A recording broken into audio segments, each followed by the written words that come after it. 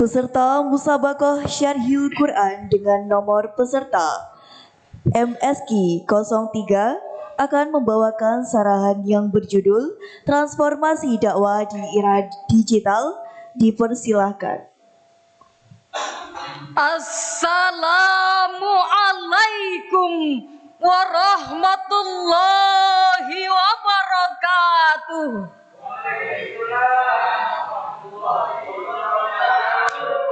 Alhamdulillahilladzi amarna an nadura anfusana ma qaddamat ligad. Assalatu wassalamu ala khairil ibad wa ala alihi wa sahbihi ila yaumil ma'ad. Amma ba'd. Dewan Hakim yang arif dan bijaksana, hadirin sebangsa dan setanah air yang kami banggakan. Walter Isaacson, seorang peneliti terkemuka di Aspen Institute, sebuah lembaga studi di Washington DC, dalam bukunya The Innovators: How a Group of Hackers, Geniuses and Geeks Created the Digital Revolution, memproyeksi bahwa teknologi akan berkembang dengan cepat, pesat, melesat, bahkan begitu dahsyat. Buku yang ditulis pada tahun 2014 ini memprediksi begitu banyak perubahan yang akan terjadi, mulai dari perubahan cuaca dan musim yang dapat kita ganti sesuka hati, pembangunan kompleks perumahan di bulan, manusia robot banyak diciptakan, bahkan pada tahun 2091 akan diprediksi penggunaan teknologi akan digunakan dalam praktik ibadah keagamaan. Sungguh begitu dahsyat perubahan yang akan kita rasakan. Menurut laporan WIAR Sosial menunjukkan bahwa Menurut laporan WIAR Sosial menunjukkan bahwa 77% dari populasi penduduk Indonesia merupakan pengguna internet aktif atau mencapai 212,9 juta orang dalam Januari 2023 ini. Namun sangat disayangkan hadirin, praktik dakwah di era digital masih belum sesuai dengan harapan.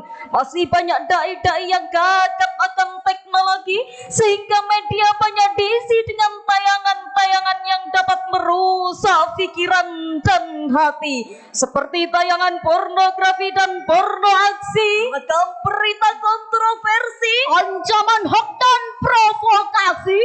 Bahkan media menjadi sasaran penyebaran ideologi.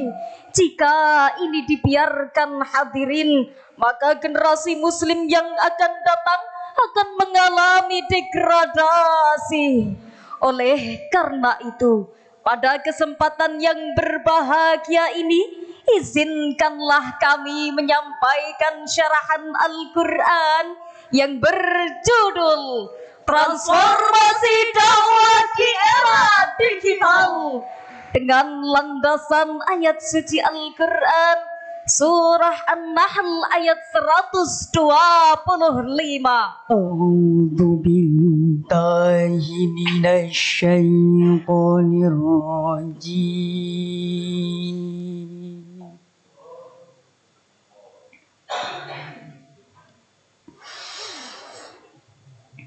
Bismillahirrahmanirrahim.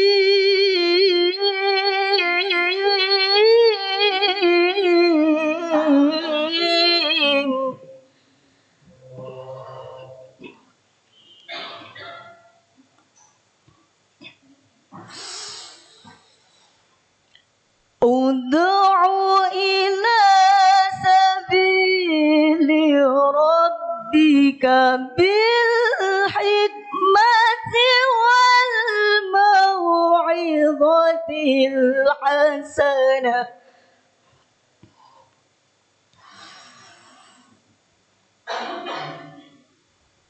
والموعظة الحسنة وجادلهم بالتي هي أحسن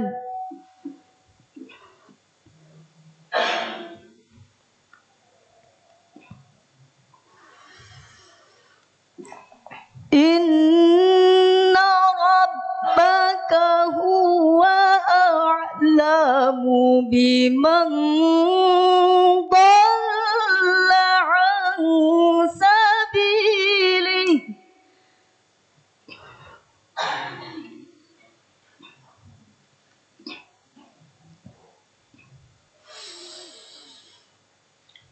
بما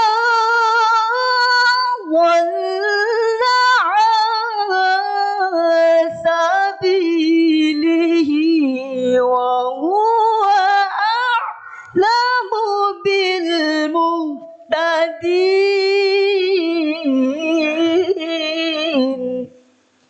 Hamba berlindung kepada Allah dari godaan syaitan yang terkutuk dengan menyebut asma Allah yang Maha Pengasih, Maha Penyayang. Serulah manusia kepada jalan Tuhanmu dengan hikmah dan pengajaran yang baik, dan berdebatlah dengan mereka dengan cara yang baik. Sesungguhnya Tuhanmu Dialah yang lebih mengetahui siapa yang tersesat dari jalannya, dan Dialah yang lebih mengetahui siapa yang mendapat petunjuk. Hadirin yang berbahagia, dalam perspektif ilmu balaghah, ayat tersebut menggunakan gaya bahasa kalam insya talabi dalam bentuk amar, yaitu merupakan ungkapan yang menunjukkan tuntutan dari yang di atas kepada objek yang di bawahnya. Dari sini dapat kita simpulkan bahwa Allah menuntut kita untuk melakukan gerakan dakwah melalui pendekatan bil hikmati wal mau'izatil hasanah wajadilhum billati hiya ahsan. Imam As-Sa'di dalam kitabnya Taisirul Karimir Rahman fi Tafsiril Kalamil Manan juz 15 halaman 252 menjelaskan bahwa yang dimaksud dengan al-hikmah adalah Kullu ahadin ala hasbi halihi wa fahmihi wa qawlihi wa qiyadihi. Setiap orang harus didakwahi sesuai dengan keadaan, pemahaman, sambutan, serta ketaatannya. Pandangan ini menunjukkan bahwa dakwah bersifat dinamis, yang artinya harus menyesuaikan dengan kondisi objek dakwahnya. Ibarat seorang dokter, seorang dai harus mengetahui bagaimana kondisi pasiennya sehingga ia dapat dengan tepat menentukan jenis obat dan dosisnya. Hadirin, dilansir dari detiknews.com pada awal tahun 2023 ini, banyak isu yang muncul berkaitan dengan orang yang mengaku sebagai seorang habib, berlandaskan dengan konten-konten dakwah yang telah ia sebar melalui media sosial. Padahal hadirin, gelar habib tidak bisa disematkan pada sembarangan orang. Hal inilah yang menimbulkan banyak kontroversial terhadap konten-konten dakwah di era sekarang. Tampaknya hadirin, para dai saat ini semakin mengalami degradasi kualitas sehingga content is one of the most effective ways to promote yourself online. But only when done right. Konten adalah salah satu cara paling efektif sebagai ajang branding diri secara online. Akan tetapi hanya ketika dilakukan dengan cara yang benar. di samping itu hadirin, masih banyak konten kreator dakwah yang menerapkan sistem dakwah dengan benar, sehingga tak jarang orang non-muslim yang mendengarkan konten tersebut tergugah hatinya untuk memeluk Islam. Masya Allah. Dengan demikian, Dakwatum bil Hikmah mendorong adanya transformasi dakwah di era digital dengan menghadirkan konten-konten dakwah yang indah, ramah, menggugah, namun tetap berfaedah. Konten dakwah juga harus dibuat dengan unik, Asyik dan menarik, sehingga anak-anak yang kecanduan nonton konten gaming lebih memilih mendengarkan tilawah. emak-emak yang biasanya mencari berita tentang artis idaman beralih ke tayangan pengajian. Anak-anak muda yang biasa asyik mendengarkan lagu Syanda bersyanda beralih menuntut ilmu. Gak mau ketinggalan. Bapak-bapak yang asyik nonton bola di rumah Lebih memilih mendengarkan ceramah. Hadirin yang berbahagia, Imam Al-Baghawi dalam tafsirnya Al-Qaulul Layyinur Raqiq min ghairi wildatin wala ta'fifin, konten dakwah harus diisi dengan perkataan yang lemah lembut, tidak kasar dan tidak mencela. Dakwah di era digital adalah dakwah yang menginspirasi, bukan memprovokasi, Yang mengajak bukan mengejek. yang menyebarkan kebaikan, bukan kebencian, yang menghadirkan rahmat bukan laknat, Yang merangkul bukan memukul. Inilah mengapa ayat ini sangat tepat untuk jadikan landasan etis metodis dalam melakukan transformasi dakwah di era digital. Hadirin, saat ini konsep dakwah yang banyak digandrungi oleh semua kalangan, yakni beliau Agus Muhammad Iqdam Khalid atau yang biasa dikenal dengan Gus Iqdam. Beliau mampu mengemas dakwah dengan unggahan-unggahan ceramah yang asyik, menarik dan milenial, sehingga menjadikan motivasi bagi kita semua bahwasannya inovasi dakwah sukses mengguncang era sekarang. Hadirin, begitu besar peluang dakwah di era digital, namun fakta di lapangan menunjukkan bahwa tak jarang konten-konten dakwah yang masih belum bisa menjadi siaran favorit dan jarang viral.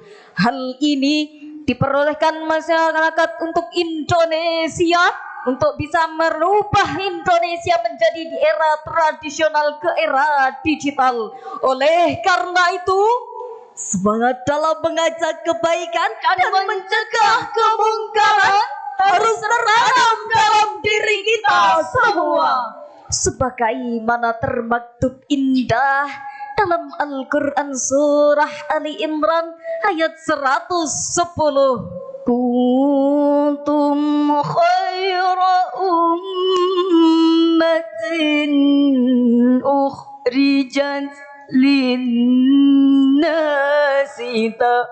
ta'muruna bil ma'ruf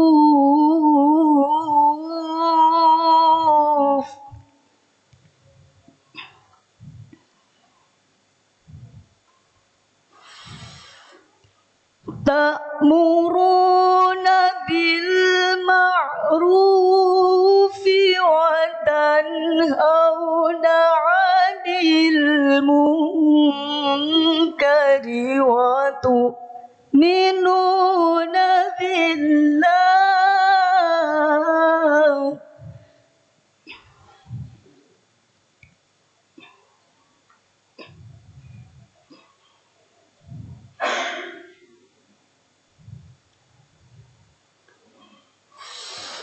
walau amana ahlul kitab lakana khairan lahum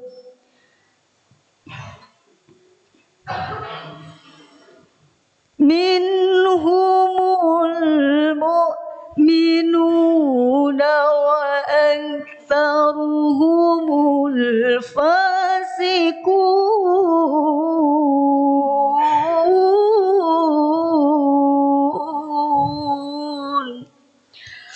Shadaqallahul azim. Kamu umat Islam adalah umat terbaik yang dilahirkan untuk manusia. Selama kamu mengajak yang ma'ruf dan mencegah dari yang mungkar dan beriman kepada Allah. Seandainya ahlul kitab beriman, tentulah itu lebih baik bagi mereka. Di antara mereka ada yang beriman, dan kebanyakan mereka adalah orang-orang fasik. Maha benar Allah dengan segala firman-Nya. Hadirin yang berbahagia, menurut beberapa ulama tafsir seperti Al-Qurtubi, At-Tabari dan Al-Baghawi menjelaskan bahwa yang dimaksud dengan khairul ummah adalah kita sebagai umat Nabi Muhammad sallallahu alaihi wasallam. Mengapa dikatakan sebagai umat terbaik? Jawabannya adalah ketika agama yang dipilihkan Allah kepada kita, untuk kita dan dakwah kita. Ayat tersebut sebagai poster untuk kita agar siap menjadi agent of change yang menyuarakan kebenaran dan mengisi ruang kosong dalam diri kita. Jangan sampai ruang informasi kita isi dengan berita yang jauh dari kebenaran. Maka mulai sekarang saatnya Kita isi media sosial dengan konten-konten dakwah yang indah dan menggugah. Pemuda bijak berpengetahuan luas, takkan sia-siakan masa muda mereka. Bekerja keras lewati batas tetap patuh aturan. Generasi bangsa akan majukan Indonesia. Ya Rasulullah, Ya Habibullah, sang panutan pemuda mencari keridhaan. Dari syarahan tersebut dapat kita ambil kesimpulan bahwa transformasi di era tradisional ke era digital semakin pesat perkembangannya. Dari konten dakwah yang monoton menjadi konten dakwah yang asyik untuk ditonton. Dari narasi yang penuh benci menjadi narasi yang penuh inspirasi. Dari debat yang menegangkan menjadi debat yang menyenangkan. Demikianlah syarahan yang dapat kami sampaikan. Kurang lebihnya mohon dimaafkan. Bapak Ibu Dewan Juri, sekian syarahan dari kami.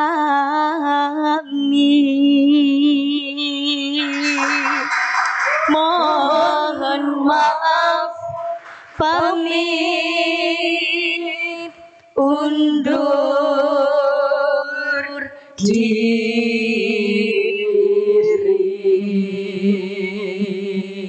Wassalamualaikum